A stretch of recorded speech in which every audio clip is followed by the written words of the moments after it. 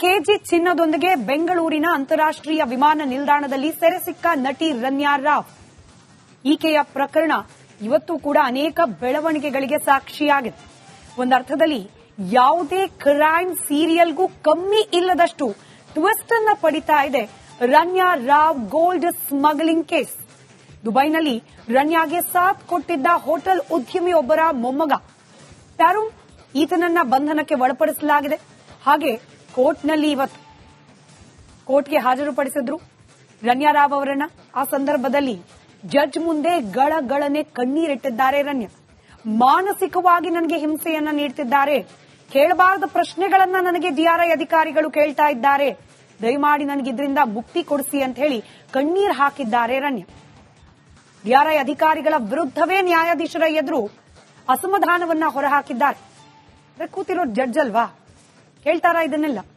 ನ್ಯಾಯಾಂಗ ಬಂಧನವನ್ನ ವಿಧಿಸಿ ಪರಪ್ಪನ ಅಗ್ರಹಾರ ಕಾರಾಗೃಹಕ್ಕೆ ಕಳಿಸಿದ್ದಾರೆ ರನ್ಯಾ ಅವರನ್ನು.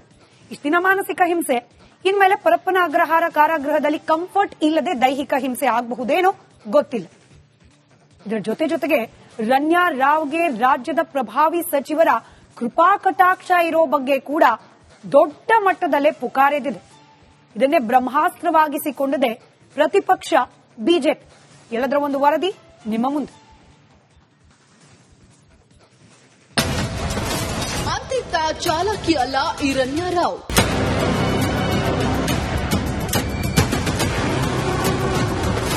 ಚೀನ್ಯ ರನ್ಯಾ ಹಿಂದೆ 3 ಪ್ರಭಾವಿ ಸಚಿವರು.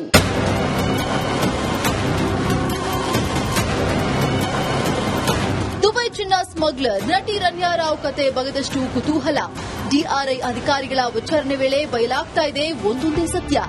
ಈ ಚಿನ್ನದ ಚೋರಿ ಅವತ್ತು ಕೆಂಪೇಗೌಡ ಅಂತಾರಾಷ್ಟ್ರೀಯ ವಿಮಾನ ನಿಲ್ದಾಣದಲ್ಲಿ ರೆಡ್ ಹ್ಯಾಂಡ್ ಆಗಿ ಸಿಕ್ಕಿಬಿದ್ದ ಕೂಡಲೇ ಈಕೆ ಡೈರೆಕ್ಟ್ ಕಾಲ್ ಹಚ್ಚಿದ್ದು ಮಂತ್ರಿಗಳಿಗಂತೆ.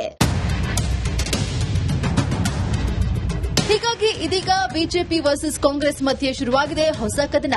ರನ್ಯಾ ರಾವ್ ಹಿಂದೆ ಆಡಳಿತಾರೂಢ ಕಾಂಗ್ರೆಸ್ ಸರ್ಕಾರದ ಪ್ರಭಾವಿಗಳ ಕರಿ ನೆರಳು ಇರೋ ಬಗ್ಗೆ ಬೊಟ್ಟು ಮಾಡ್ತಿದೆ ಪ್ರತಿಪಕ್ಷ ಬಿಜೆಪಿ. ಹೀಗಾಗಿ ವಿಧಾನಸಭಾ ಅಧಿವೇಶನದಲ್ಲೂ ಸೌಂಡ್ ಮಾಡ್ತಿದೆ ಈಗ ರನ್ಯಾ ಗೋಲ್ಡ್ ಸ್ಮಗ್ಲಿಂಗ್ ಕೇಸ್. ಚಿನ್ನದ ಸ್ಮಗ್ಲರ್ ಜೊತೆ ಕೈ ನಾಯಕರ ಲಿಂಕ್ ಬಗ್ಗೆ ಬೊಟ್ಟು ಮಾಡ್ತಿದೆ ಪ್ರತಿಪಕ್ಷ ಬಿಜೆಪಿ. ತುಂಬಾ ಅನುಮಾನಗಳು ಈ ವಿಷಯದಲ್ಲಿ ಬರ್ತಾ ಇದೆ.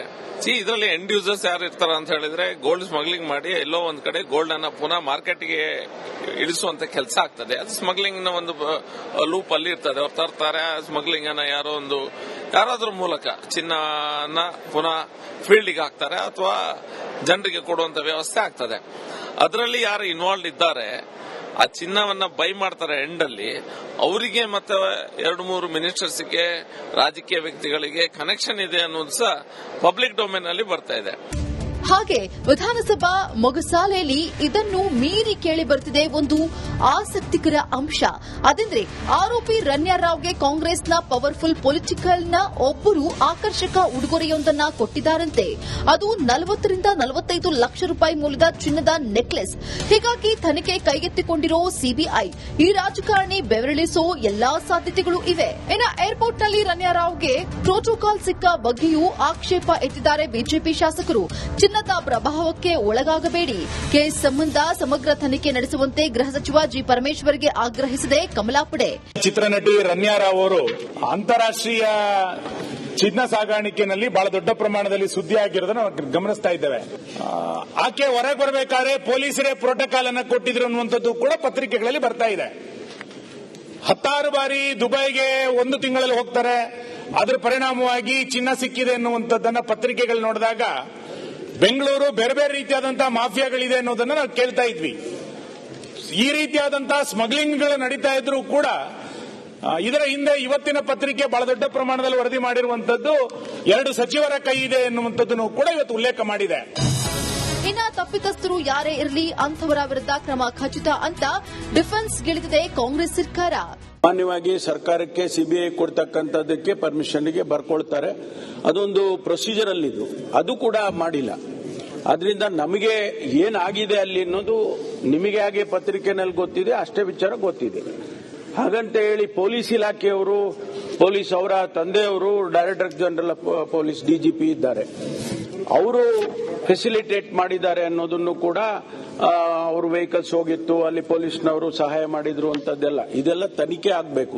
ಸಿಬಿಐನವರು ತನಿಖೆ ವಹಿಸಿದ್ದಾರೆ ಅಂತ ಹೇಳಿದ್ದಾರೆ, ಅದು ತನಿಖೆ ಆಗಬೇಕು. ಮತ್ತೊಂದೆಡೆ ರನ್ಯಾರಾವ್ಗೆ 12 ಎಕರೆ ಕೆಐಡಿಬಿ ಭೂಮಿ ಮಂಜೂರು ಮಾಡಿರೋ ಸಂಗತಿ ಕೂಡ ಕೈಕಮಲ ಮಧ್ಯೆ ಮತ್ತೊಂದು ಸುತ್ತಿನ ಕೆಸರೆರಚಾಟಕ್ಕೆ ನಾಂದಿ ಹಾಡಿದೆ. ರನ್ಯಾರಾವ್ಗೆ ಬಿಜೆಪಿ ಸರ್ಕಾರದಲ್ಲೇ 12 ಎಕರೆ ಭೂಮಿ ಮಂಜೂರಾಗಿದೆ ಅಂತ ತಿರುಗೇಟು ಕೊಟ್ಟಿದ್ದಾರೆ ಕೈಗಾರಿಕಾ ಸಚಿವ ಎಂಬಿ ಪಾಟೀಲ್. ರನ್ಯಾರಾವ್ ಹಿಂದಿನ ಸರ್ಕಾರದಲ್ಲಿ ಇದು ಅವರಿಗೆ 12 ಎಕರೆ ಕೆಐಡಿಬಿ ಸಿರಾದಲ್ಲಿ ಒಂದು ಟಿಎಂಟಿ ಫ್ಯಾಕ್ಟರಿ ಅಂತಲ್ಲಿ ಅಲೋಕೇಶನ್ ಆಗಿದೆ. ಅಷ್ಟು ಮಾತ್ರ ಗೊತ್ತು. ನನ್ಗೆ ಗೊತ್ತಿಲ್ಲ. ಈಗ ಅದನ್ನ ತೆಗಿಬೇಕು. ನಿನ್ನೆ ಸಂಡೇ ಇತ್ತು ಅಂತ ಹೇಳಿದ್ನಲ್ಲ, ಅದು ತೆಗಿತ್ತು. ಇವತ್ತು ದಿವಸ ನಾನು ಮಾಹಿತಿಯನ್ನು ಕೇಳಿದ್ದೀನಿ. ಅದು ಮಾಹಿತಿಯನ್ನು ಬಂದ್ಮೇಲೆ ನಿಮಗೆ ಹಂಚ್ಕೋತೀನಿ.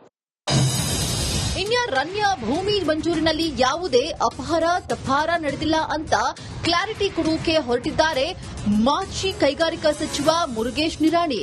ಒಂದು ರನ್ಯಾರಾವ್ ಅನ್ನುವಂತ ಒಬ್ಬ ಉದ್ಯಮಿ, ಅವರು 2022ರಲ್ಲಿ 12 ಎಕರೆ ಭೂಮಿ ಬೇಕು ಅನ್ನುವಂಥದ್ದನ್ನ ಒಂದು ಮನವಿಯನ್ನು ಕೊಟ್ಟಿರ್ತಾರೆ. 2023 ಜನವರಿಯಲ್ಲಿ ಅದು ಕ್ಲಿಯರ್ ಆಗಿರ್ತದೆ. ಆ ಸಂದರ್ಭದಲ್ಲಿ ಕೈಗಾರಿಕಾ ಸಚಿವನಾಗಿ ನಾನು ಚೇರ್ಪರ್ಸನ್ ಆಗಿರ್ತೇನೆ. ಆ ಸಂದರ್ಭದಲ್ಲಿ 12 ಎಕರೆ ಆ ಭೂಮಿ ಬರ್ತಾ ಇರೋದ್ರಿಂದ ಅವತ್ತಿನ ಲ್ಯಾಂಡ್ ಎಡಿಟೆಡ್ ಕಮಿಟಿಯ ಎಸ್ಎಸ್ಒ ಮತ್ತು ಇಂಡಸ್ಟ್ರಿ ಸೆಕ್ರೆಟರಿ ನೋಡುವಂತ ಕಮಿಟಿ ಅದನ್ನು ಅಪ್ರೂವಲ್ ಮಾಡಿ ಸಿಂಗಲ್ ವಿಂಡೋ ತಗೊಂಡ್ಬಂದಿರ್ತಾರೆ. ಆ ಸಿಂಗಲ್ ವಿಂಡೋದಲ್ಲಿ 30 ಜನ ಹಿರಿಯ ಅಧಿಕಾರಿಗಳು ನೋಡಿದಂತಹ ತಂಡದಲ್ಲಿ ಆ ಪ್ರಾಜೆಕ್ಟ್ ಸಾಧಕ ಬಾಧಕಗಳನ್ನ ಚರ್ಚೆ ಮಾಡಿ ಅದನ್ನು ಅವರಿಗೆ ಆ ಸಂದರ್ಭದಲ್ಲಿ ಅಲಾಟ್ಮೆಂಟ್ ಮಾಡಿರ್ತಾರೆ. ಒಟ್ಟಾರೆ ರನ್ಯಾರಾವ್ ಸ್ಮಗ್ಲಿಂಗ್ ಕೇಸ್ ದಿನಕ್ಕೊಂದು ತಿರುವನ್ನ ಪಡಿತಾ ಇದೆ. ನಟಿ ರನ್ಯಾರಾವ್ ಬರೀ ಚಿನ್ನದ ಕಳ್ಳ ಸಾಗಾಣಿಕೆ ಅಲ್ಲ, ಇನ್ನು ಅನೇಕ ಡೀಲ್ಗಳಲ್ಲಿ ಅವ್ಯವಹಾರಗಳಲ್ಲಿ ಪಾತ್ರ ವಹಿಸಿದ್ದಾರಾ ಅನ್ನೋ ಬಗ್ಗೆಯೂ ಡಿಆರ್ಐ ಅಧಿಕಾರಿಗಳು ಗ್ರಿಲ್ ನಡೆಸಿದ್ದಾರೆ. ಇನ್ನು ಏನೇನು ಡೀಟೇಲ್ಗಳು ಬಯಲಾಗುತ್ತವೋ.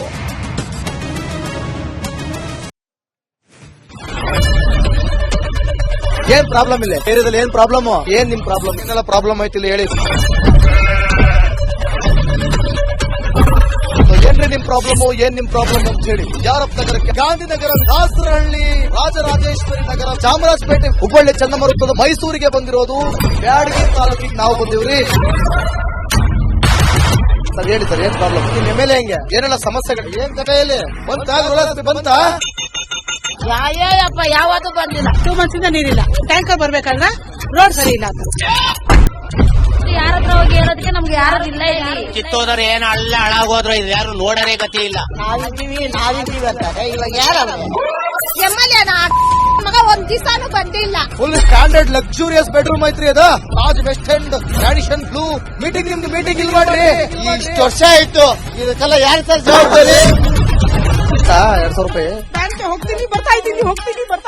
ಬ್ಯಾಂಕಿಗೆ ಹೋಗ್ತೀನಿ ಬರ್ತೀನಿ 2,000 ಮಾತ್ರ ಬರ್ತಾ ಇಲ್ಲ. 2,000 ನಂದೇ ಹೊಂಟೈತು. ನಿಲ್ ಮೇಲೆ ಭಾರಿ ಐಟ್ ಅದು ಮಾರ. ಬರಲ್ಲ ಕಣ್ರಿ ಸರ್. ರಾತ್ರಿ 1 ಗಂಟೆವರೆಗೂ ಎಣ್ಣೆ ಅಂಗಡಿ ತೆಗಿಬೇಕಾದ್ರೆ ಬೆಳಗ್ಗೆ 4 ಗಂಟೆವರೆಗೂ ತೆಗಿಬೋದಲ್ಲ. ಮಗನೂ ನೋಡಲ್ಲ, ಯಾರು ನೋಡಲ್ಲ. ನಾನು ಒಬ್ಬಳು ನೋಡ್ಕೊಂತೀರಜ್ಜ. ಮೊಮ್ಮಕ್ಕಳಿಗೆ ಅಮ್ಮ ಅಪ್ಪ ಇಲ್ಲ, ಅವರು ನೋಡಿ ಬರ್ತಾ ಇದೀವಿ. ದೇವ್ರು ಬಿಟ್ಟಂಗೆ ಆಗುತ್ತೆ.